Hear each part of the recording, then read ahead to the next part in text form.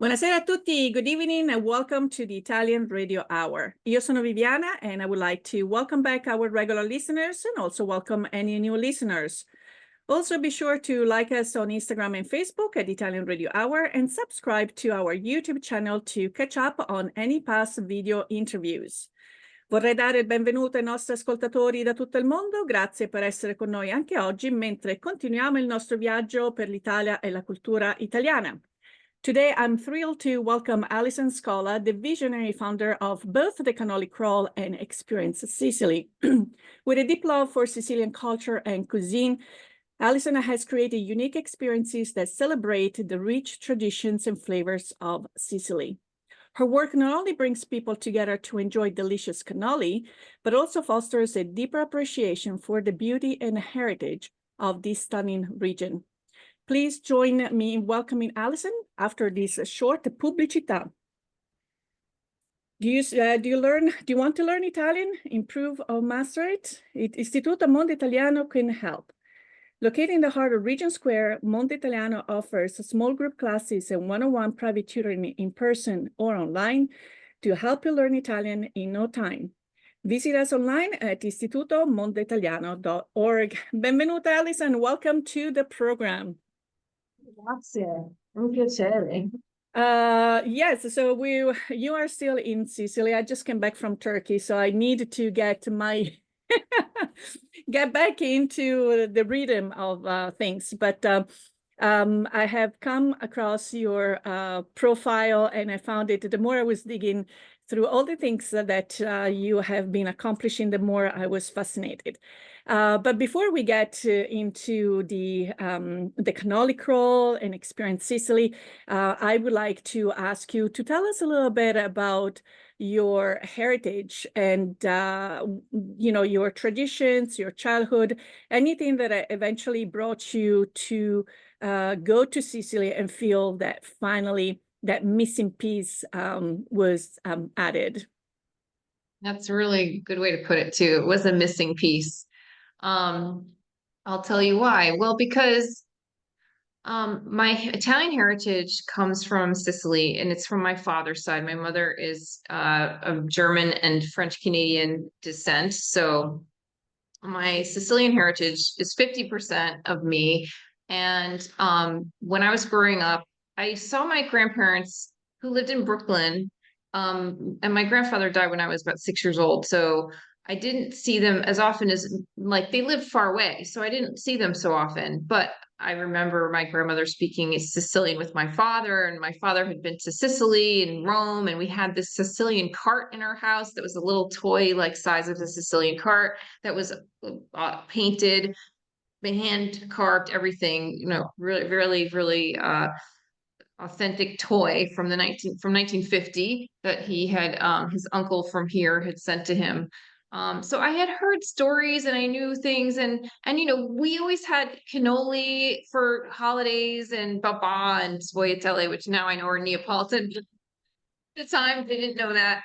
So what really occurred to me was when I after university I went to live in London for 6 months, and it was my first encounter understanding that I wasn't Italian. Because when we're in the States, people say, "Oh, what's your background?" You say, "I'm Italian." But what I understood, I was Italian American. So that first was one of the things that I understood. And then months later, I came to Italy and I met my cousin who was a pastry chef who lived in Rome. And he brought me a tray of cannoli and all these other amazing Sicilian pastries.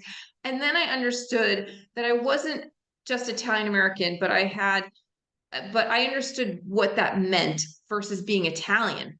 Mm-hmm. So from Italy. And that just opened a whole curiosity for me, because when I met him in Rome, and this is in 1996, I was backpacking through Italy and through Europe at the time.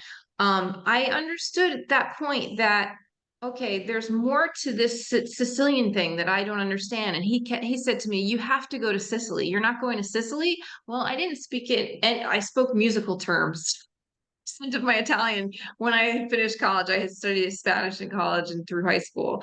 And I spoke Spanish very well, but this cousin who is in Rome, who was my father's first cousin, so he's since passed, but he really sparked a curiosity for me in Sicily. And then a few months later, I saved enough money again to then take a backpacking trip to come to Sicily.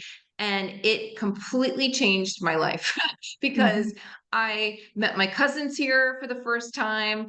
I understood what Sicily well, I can't say I understood what Sicily was, because it's even still I'm understanding what Sicily is now You're still after decoding it. 30 years traveling here. But my sense was, why didn't I know what was here? Why didn't my father tell us what was here, and that we had cousins, and that there was this incredible patrimony that is here? When I went to Montreal Cathedral, I was astounded. When I saw, I was in Syracuse and I saw the amphitheater in Syracuse. This is all in 1996. There was no other tourists.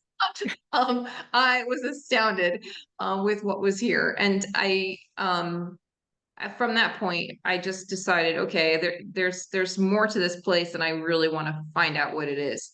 And I started applying myself to do that about 10 years later. So I came a few times between 1996 and 2006, but it wasn't until 2006 that I really started to come almost every year. And then since 2000, I don't remember now, I've been coming every year.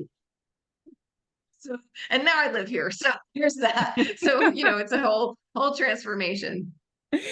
So we are going to start with what I had perked my curiosity. And let's start with the inspiration behind the cannoli crawl. So what inspired you to create this experience? How did you come up with the idea of bringing it to New York, right? That's where you were. Yes. Yeah. So having started my travel business here, which is Experience Sicily, in 2013 and 2014, I had done a street food tour in Palermo, and I thought, this is a really cool way to see a city, is through its food and through the culture of the inner, how locals do it.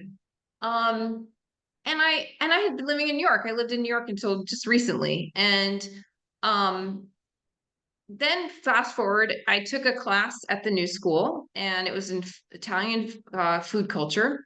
And our assignment for a final paper, and this is as an adult, I took lots of university classes as an adult, because I worked at two new universities, so I was able to take classes and really enjoy that. And so for the final paper of this food culture in Italy class, we were supposed to compare a food that was in the US and in Italy, and how are they different? And for me, cannoli was an obvious choice because it's something that I've always loved since I was a child. It was something that with my father, we were always like finding the best cannoli, always talking.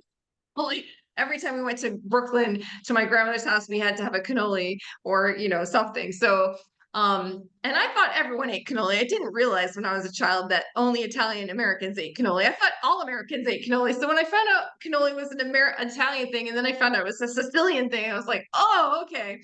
So this paper that I wrote ended up being 5,000 words, because I really got into how cannoli here in Italy, in Sicily specifically, are different from the cannoli in New York in the US that I had grown up with.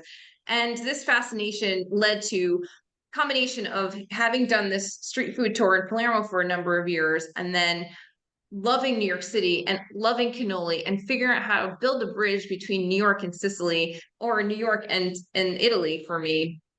And I started putting the cannoli crawl together. So it's a combination of, it's definitely food, and we talk a lot about cannoli. We eat 3 different cannoli on the tour, but you can't have more than that because it's too much. It's filling. So too much. let's actually, I think you are the right person who's going to answer some of my questions. So obviously certain foods are now readily available 365 days a year. But cannoli seem to be, usually linked to also what is happening in Mother Nature and on Earth. And probably you can tell us about the main difference between Italian cannoli and the cannoli that you can find here in the United States.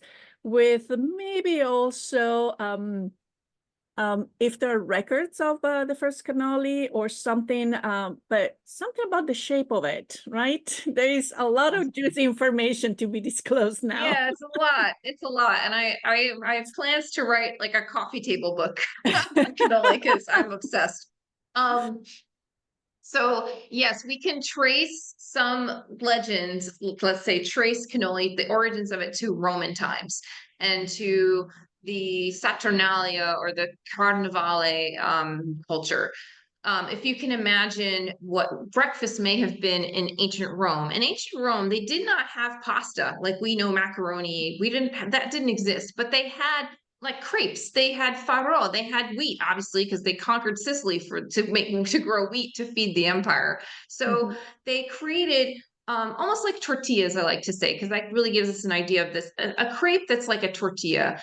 But they also had ricotta. We know they had ricotta because when you talk about, when you listen to the Odyssey, for example, and I highly recommend Emily Wilson's translation of the Odyssey read by Claire Danes. And I say listen to it because it's meant to be listened to. And you listen to the chapter of Odysseus when he's talking about the Cyclops. And the Cyclops during that chapter, he talks about the Cyclops made ricotta. So we know cheese and ricotta are being made, this is 700 BC, 600 BCE, right? So we know this. So think of Roman breakfast. So you have this tortilla kind of thing. You have ricotta. How do you sweeten it? Well, you put honey on it because we didn't have cane sugar at that point. And then maybe you chop up some dates or maybe some dried figs. And that's like an amazing breakfast. Like right now, I'd love to have that for breakfast. Rome was not built in a day. Some people had to build it and lift all those heavy. Right. It's high protein, actually. And so that's the thing about ricotta you have to know is that high protein. It's not cheese, actually. It's a byproduct of cheese. It's whey. It's whey that's been recooked. Ricotta, right? So imagine then you take that and you're at a street festival, you're at Carnivale or Carnival, you're on the street and it's topsy-turvy. And now we walk around and we have ice cream cones, right? But back in ancient Rome, you didn't have ice cream cones, but you had fresh ricotta sweetened with honey and you had this tortilla thing. Well, try rolling it up so that it's portable and you get a cannoli. You make a cannolo. But not only Carnivale, Saturnalia, this is a time meant to be for fertility rites. The flesh. And fertility means the planting season. Carne is not meat. Everyone's like, oh, you eat meat, you don't eat meat. No. It's about the flesh. It's about orgiastic rites. It's about making love and going off and making as much love as possible with many people so that you're creating an energy of fertility. Because ancient times, you want the crops to grow. You want everything to be abundant. And so the thought was that having as much sex as possible, that energy would then make everything grow. Lovely. So the nature of this rolled up tortilla looking like a phallic symbol goes very well with this theme of the Carnivale with Saturnalia. And so, yes, it's a phallic symbol. It is a penis. Now, fast forward to the times of the emirs in Sicily, which is Arab times. So we're talking 827 to like 1060-ish. Okay, because the Normans took a long time to conquer Sicily. But imagine you had 3 emirates with emirs, and those emirs had harems. And in Caltanissetta, which is in the middle of Sicily, which is a mangled form of an Arab word that meant castle of women. The legend is, this is again the 900s. Okay, we're talking. The legend is that the emir was out on a trip or at war or whatever he was. He came back from his trip and the harem missed him. And in order to pay homage to his member, they created this new dessert that is the shape of his member. And they used the sweet sugar cane that they had because the Arabs brought sugar cane thanks to them to Sicily.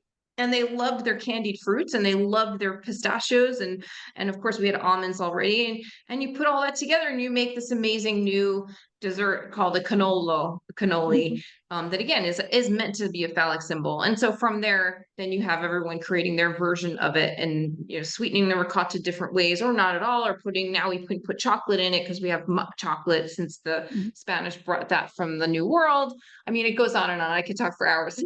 And I do. I'm a neutral.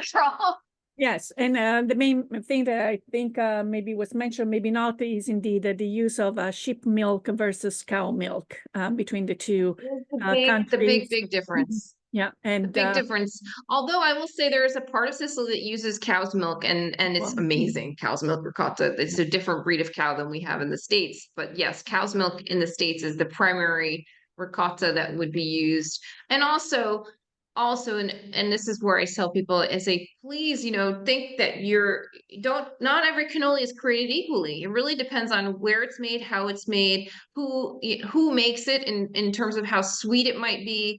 If a bakery in New York City is pushing out 1,000 cannoli a week, they're not using the most high quality ingredients. mhm, And so they're not using real vanilla extract. They're not using real cinnamon. These things make a big difference versus what we have in Sicily, for example. And also, what I'll say, here too is, and you were mentioning it, the sheep they eat grass or they don't eat grass. It depends on the season. So cannoli traditionally would not be eaten after June 1st, for example, because the sheep stop making milk. And in fact, and here in Sicily right now, people still don't eat a lot of ricotta because the sheep aren't making milk until, well, now they're having their babies and the milk goes to the babies, not to make cheese at this time. mhm, So really, we don't get our really good ricotta until maybe December, because mhm. they're feeding the sheep with the so anyways, it's a seasonal thing also. How good it Yeah, is and what the animals are eating makes a big difference too. yes, Anyway, and like I said, I could go on for hours about yeah. cannoli. My experience was actually on the island of Favignana. This was a few years ago with Signorina Clara. Unfortunately, she passed away last year at Christmas time, but she was in her 90s. So she would still wake up at 4 o'clock in the morning, and the ingenuity on how she held things, and so we got to really experience, and it was indeed the ricotta had to come fresh. She would not compromise until that ricotta had come in. And she was then providing the cannoli to many different restaurants.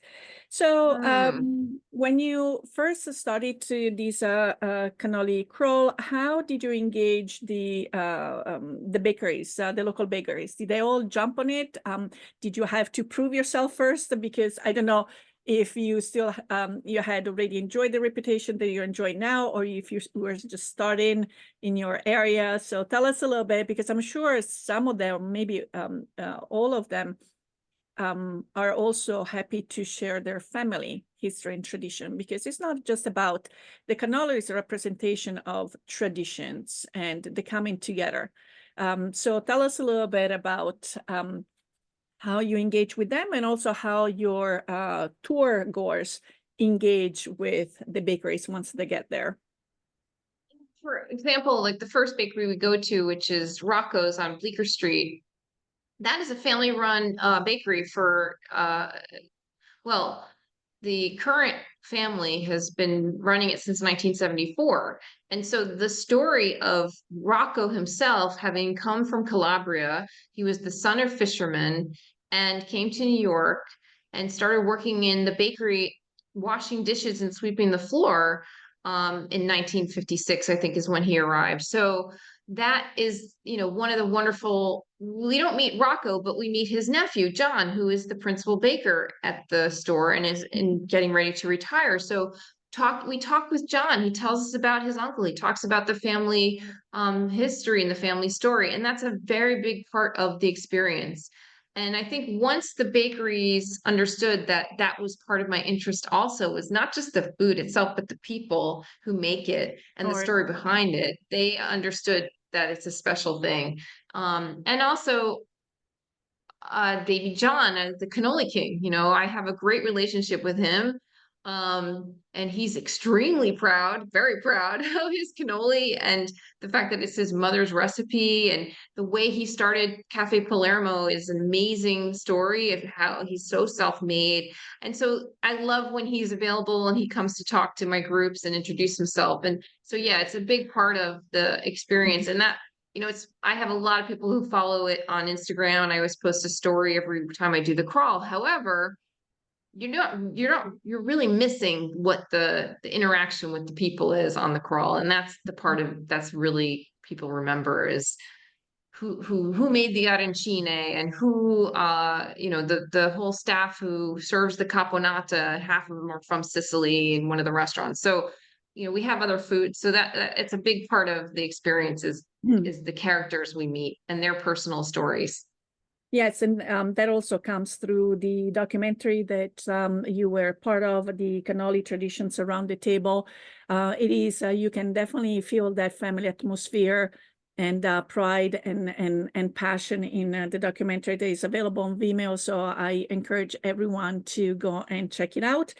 And also to comment on the cannoli crawl before we started to move on to elaborating more on Experience Sicily, is that I think the experience goes both ways. Not only the bakeries to share the stories, but I can imagine also people reminiscing of their childhood and when they had cannoli and who they had it with. And also you kindly, thank you for the Italian language, you spell right off the bat, cannolo is one, cannoli is two. So cannolis, it will be like saying children's. Right, exactly. And in fact, the same thing on my tours here, when I start the tour, like the first day or second day, I say, okay, now you're all ambassadors for the word bruschetta. I don't want to even say how people say it in the United States. It's not right. what you think it is. It's bruschetta with a K, and everyone repeat it, And then by the end of my trips and the end of the cannoli crawl, they're also saying bruschetta or they're saying cannolo. So yes, I do my best to be an ambassador for the Italian language. So you always you are a woman of many talents. You do have a background in marketing and communication. You're also a professional performing artist and musician. So I'm sure you are real responsive to your audience and their desire for excellence. And your Experience in Sicily business does indeed show that. So tell us a little bit about, because when people think about tours, sometimes they have the misconception it has to be a big group. Maybe if you're traveling by yourself and just another person, then you're out of luck. But it's not the case with you. So tell us a little bit about some of the options or the experiences that you'd like to share with your clients. Well, first of all, I named my company Experience Sicily back before everyone was talking about experiential tourism, but in 2013, because I knew that having traveled a lot myself, having backpacked around Europe and traveled a decent amount, I knew that for me, what I remembered, yeah, sure, I went to the Coliseum, but actually I remembered more hanging out in my cousin's bakery. Not because he was my cousin as much as I was like in the store watching him serve customers, watching him fill cannoli, and those sort of experiences. I remember going to Thailand too, and I did a cooking class in Thailand, and I remember it so well. That's the stuff that I savor still in my memories. And so when I created Experience Sicily, the idea was I wanted people to understand Sicilians today and who they are. Obviously, we all have the image of Sicily being very corrupt and having mafia and violent, and this is all the mass media perception of this place. And the reality is so totally different. And that's one of the things too, that having family here and now friends and living here, I'm moving here right now, I'm in the process of moving here. I really wanted to communicate Sicilians, who Sicilians are. And the way to do that is through interactions and experiences. So that's a big piece of my business. And in order to do that, you have to have a small group. You need to have 12 people and fewer. You need to be in a smaller vehicle to be able to go off the beaten path, literally. You need to, in order to stay in smaller characteristic hotels and inns, in order to eat in trattorias that are family run, you can't have more than 14, 15 people with you. It ends up being so many things happen. I mean, just the level of service. A restaurant says to me, I can't, if you have more than 15 people, I have to do a prefix meal and it's got to be this, that, and the other thing. Or, you can't stay in smaller inns because you need more than 8 rooms, not 9 rooms. And so all these things really determined for me how to curate a tour. the experience, the feeling that I understood their interaction, what people remembered, and then also dictating that small group does that for really success. Okay, so let me read a couple messages for our sponsors, and then we'll continue with this lovely conversation. Applying for Italian citizenship, need documents translation? Istituto Mondo Italiano provides certified translations and assistance services. Be sure to visit us at istitutomondoitaliano.org and schedule your free consultation. Un caffè, per favore. My first cup of coffee sets the tone for my entire day, and I get my coffee at La Prima Espresso. La Prima has been brewing Pittsburgh's best coffee for nearly 35 years. Try any of their in-house roasted varieties of beans from all over the world at home, or come and enjoy an espresso or a cappuccino at any of their locations, where their friendly baristas and familiar faces will make you feel at home. Visit laprima.com to get La Prima Espresso coffee at your door. So actually talking about, there is a huge percentage of people in the United States that have Sicilian origin. Have you experienced a trend recently, especially because this year the theme of its root to reason, people wanted to also come to Sicily to reconnect with their family, going and see where they're from, and establishing or reestablishing connections with relatives. Yeah, it's a very big part of my business, and one that I love being curating. Where to begin? I also think COVID, having people home and had time to do more research on ancestry.com and familysearch.com, that also has led to a lot of people also now wanting to look and investigate their heritage and their ancestral past. Plus, there's also something so important about ancestral reckoning, ancestral healing is something that I'm really keen on, because once I understood myself when I came here in 1996, and I met my grandmother's nieces and nephews and her sister, who was 90 at the time, really changed my perspective on what it meant for me to be Sicilian. And and also then understanding the patrimony here, the amazing UNESCO World Heritage Sites, but also understanding the people today, then I really understood I had a pride. It really engendered a pride in me, and that motivated me also to start Experience Sicily, because like I said, I didn't know it was here. And once I understood what was here, it was life-changing for me. So when I have somebody come, a prospective client, and they come and they say, oh, we have Sicilian heritage, we're curious about Sicily, I immediately say, well, where's your family from? Oh, we don't know. And I say, well, we have 6 months or we have 7 or 8 months. Let's start researching it and seeing if we can find relatives, or seeing if we can at least get you to the village and have an experience in the village where your family is from, so you can understand, why did they leave?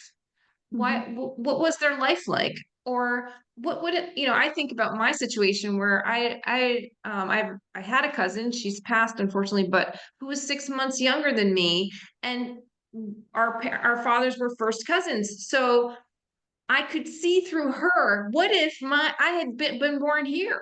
What my life would have been like? How would I have been different had I been born in Sicily? So that was an amazing thing to sort of understand. So for example, I'll tell another story where last year, around this time last year, I had a family contact me and they said, oh, we have heritage in Mazzara del Vallo. We don't really know much about it. We don't really care. We'll stop by. We'll have a coffee in the piazza and that'll be fine. And I said, no, that's not all you're doing. You're not just having a coffee in the piazza. I'm planning a full heritage day for you to understand Mazzara del Vallo. And so then I said, find out some stuff. See what you talk to your cousins, talk to your aunts, see what you can find out. And then as the weeks went on, they started sending me stuff because they started talking to people and finding out, oh, there's a bakery, oh, there's this, or there's that.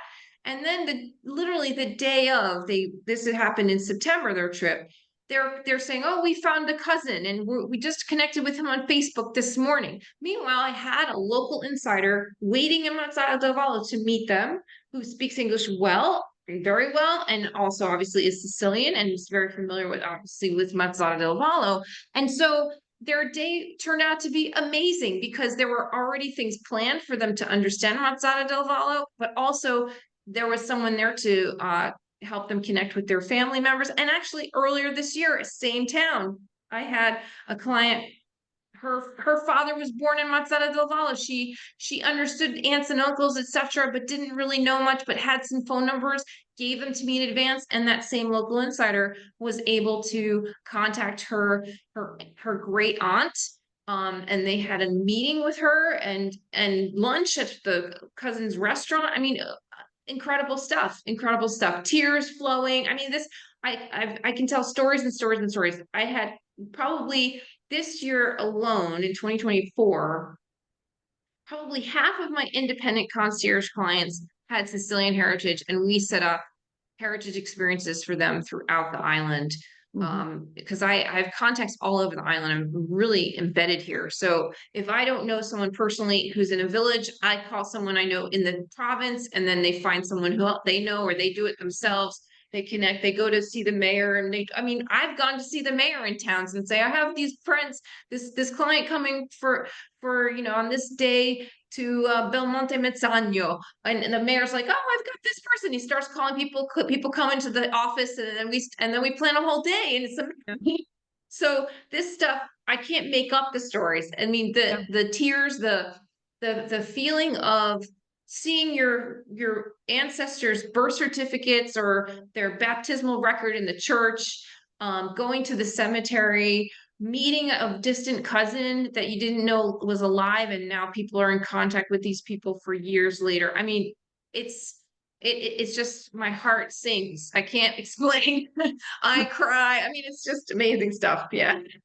And this is all very important for two different reasons, at least in my opinion. First of all, by doing this, we are bridging the Italian American experience, because I think there has to be a bigger understanding of both experiences. Sometimes the Italians are too Italians for the Italian Americans, the Italian Americans are too Italian Americans for the Italians, because we have to put each other's on the other person's feet, whatever foot, what life was like, and bridge. Okay, so now thanks to being such a global world and technology, we can work on the language, that we're wearing the same clothes and so forth. So I think, again, we still need, everyone needs to participate into this dialogue of, again, bridging all these different experiences of Italianità that exist out there. And the second one is because in the recent years, we have seen a trend of this mass tourism where it's all about taking pictures in front of monuments and not really connecting with the locals and the country. So you go back, you have 3,000 pictures, you don't know which ones to post. But my question is, what stayed inside you out of that beautiful trip? And when you get to experience something that touches your heart, when you thought there was going to be your trip to Italy, I said, this is going to be your first of many trips.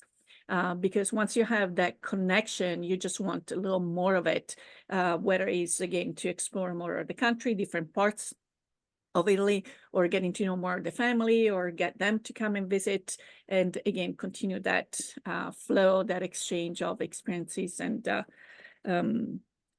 memories and so forth. We are losing the ability to listen to the stories. The elderly have left us, or they're about to leave us. And when you are in a restaurant and you see the younger generation with headphones while the family is gathering, they might not be talking always about stories, but I don't know, that's the true richness that unfortunately it's in jeopardy a little bit. But anyway.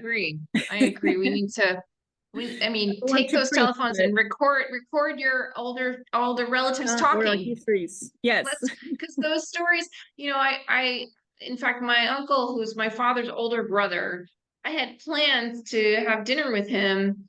I had some questions for him because he's 7 years older than my father, so he remembers a few things more than my dad. And he got sick the next week, and that was it. I didn't have a chance to ask these questions. So it's so valuable to when we have people present to investigate these things and get those stories, record them. Even if they don't make sense at the time, you'll see it's amazing the stories. And that once you come here, you're like, that really happened. I mean, I can't tell you. Like one of my clients last year, she's in her late 70s, but she had a story that she remembers that her grandmother, it was her grandmother, her mother, I think it was her grandmother. Yeah, it was her grandmother. Her grandmother said, yes, we used to walk to Palermo. All the women of the town, we were all, we worked in people's homes in Palermo. And we used to walk to work every day. And it was from Belmonte Mezzano. And she said, we took the car there, right? We took the car to Belmonte. And she goes, how is it possible that they would walk to Palermo every day? Well, part of our Heritage Day together was that did a whole thing with a sheep farm, and we went and we had cannoli at the top of this mountain that overlooking the city of Palermo. And the young woman who was hosting us, Marta, she said, see that trail over there?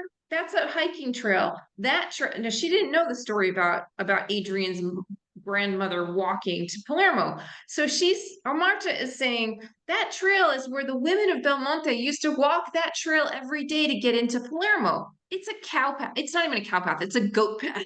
But the women would take the hiking trail every day to go into Palermo and work as domestic workers, and then walk and meet every evening and walk together through the mountain pass that only you could do on foot. Cars cannot do that. So when we understood that, she said, that story was real that my grandmother would talk about. It's mind-blowing. And that's just one. I mean, that day was amazing. That day, I don't want to tell you like all the cool stuff because you have to just come to the so those family stories that we're talking about are so valuable because they actually then you understand them when you get to the place. They start to make sense. Or you talk to someone who's like, oh yeah, that's true in my family. They talked about the same monk who'd come by and turn the water to wine. I mean, I'm not joking. This stuff is incredible. Okay, so now I have a few questions of what we call botte risposta, just very kind of your favorite, okay? So let's start with your favorite sagra or festa or festival. Oh my goodness. Oh my goodness. Well, yeah, I'll have to say that well, St. Joseph's Day for me is a big one. And I celebrate St. Joseph's Day in New York every year. I have a big luncheon every year in the city. And I love to make St. Joseph's breads. I do the ritual bread making myself. I have one of my groups do that with me on one of the tours. We go to the town of Salemi and do ritual bread making in that tradition of St. Joseph's Day. So I do love that. So I will say that. Okay, so what is your favorite smaller island of Sicily that someone should definitely go to? I was in Favignana, and because my brother is totally enamored with that. But I was wondering if you had a different preference, if people want to hear away from the main. Yeah, well, my first thought is Ustica, which is from Palermo. That is a very special place, and not a lot of people even know about it. I have personal memories there, wonderful from there. I haven't been there in years, but I love Ustica. But then Salina for me is really special also. I was in Salina last year, and same thing. It's just a place that Salina is on the other side of the earth. It's just incredibly beautiful, and yeah, Salina's special. That's in the Aeolian Islands. Okay, so this one, if you have a favorite spot to enjoy sunset. Oh, definitely.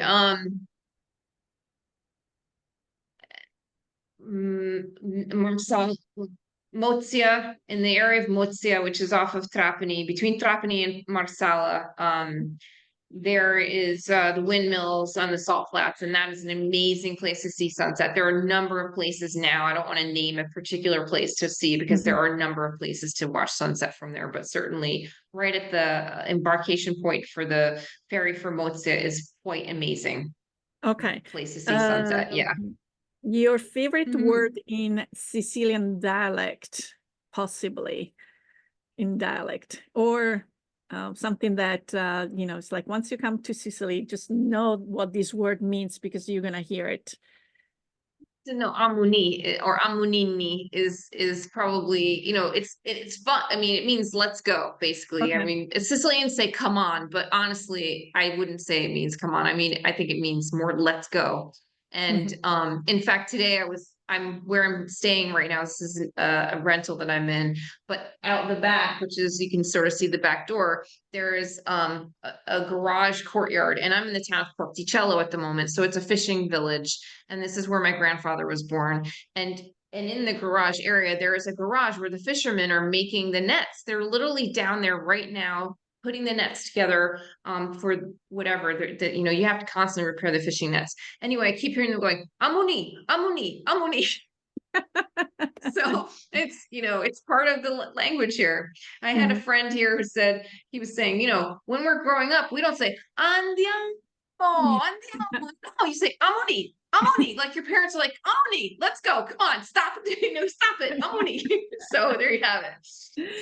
Okay, the last one of these is your favorite souvenir, or the souvenir someone should bring back home that is not food.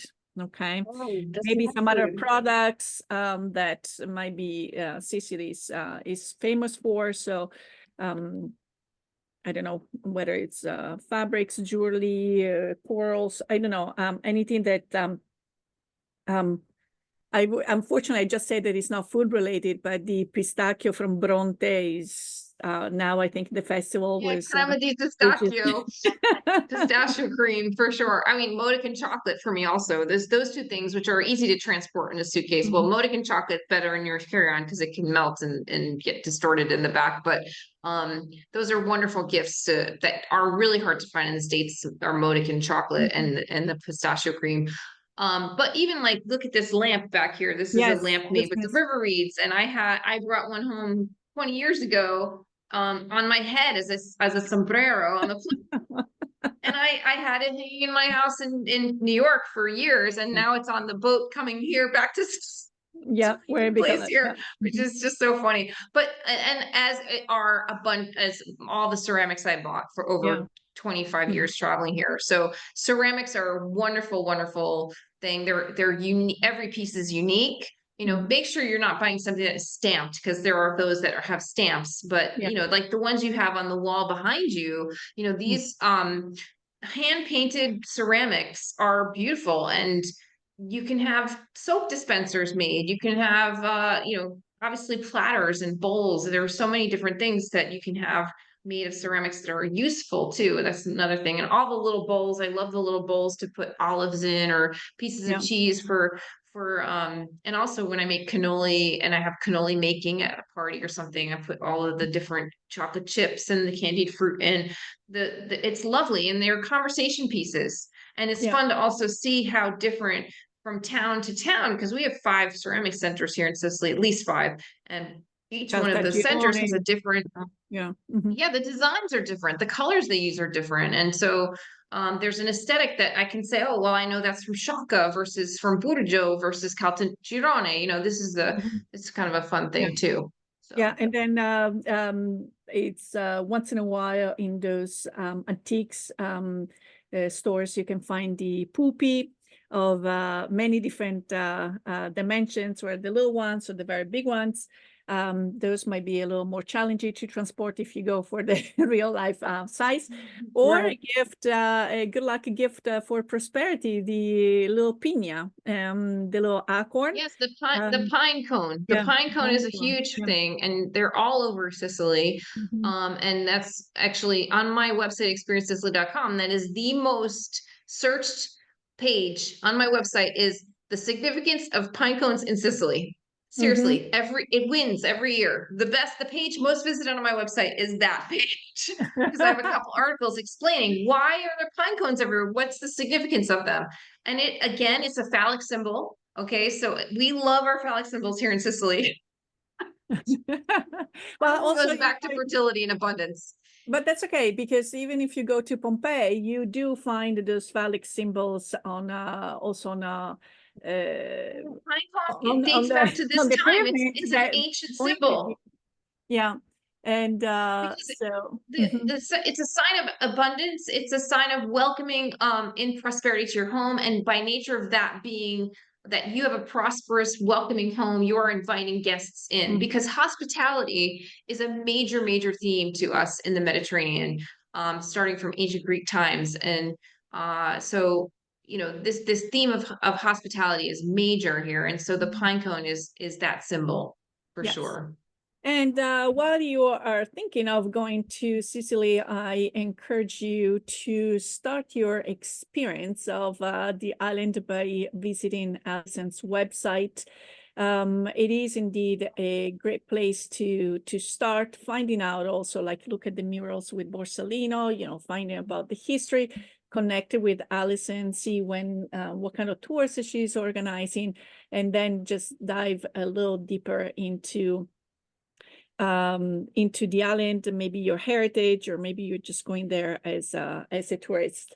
Allison, when is going to be your next tour? Is it coming this week, next week? I know that you're super busy, so I'm very honored. I start on Friday. Well, I'm heading east. I'm in Palermo now, so I'm heading to the east side to Etna tomorrow, and I start my last tour of 2024 on Friday in Taormina, and it's 13 days, and it's a beautiful survey of the whole island with wonderful experiences, and I'm excited about it for sure because I just did one exactly like this, and I had a wonderful group. I had so much fun with them, and so I'm looking forward to this next group coming and having a great time with them. Okay, wonderful. Well, unfortunately, our time together is up. Il Big Ben ha detto stop. It is time for us to say arrivederci e alla prossima. We want to thank you for tuning in into the program. And if you have any questions or comments, or if you have any topics you would like us to address, please contact us at theitalianradiohour@gmail.com. We would love to hear from you. Remember, if you or any of your family and friends have missed a prior episode or would like to listen to this episode again, subscribe to the Italian Radio Hour on YouTube or where you catch your favorite podcasts. Again, I would like to thank my guest, Allison Scola, our sponsor Istituto Mondo Italiano and alla Prima Espresso. Until next time, alla prossima. Ciao, ciao, e yamunin. Grazie, Viviana. Thank you so much for hosting me. It was such a pleasure to meet you. Same here, and I think my traveling compass. We have been doing a few episodes about Sicily. Is giving me a subtle message, so I'm sure we will be seeing each other somewhere. So until that time, thank you. Until then, arrivederci. Arrivederci, ciao ciao.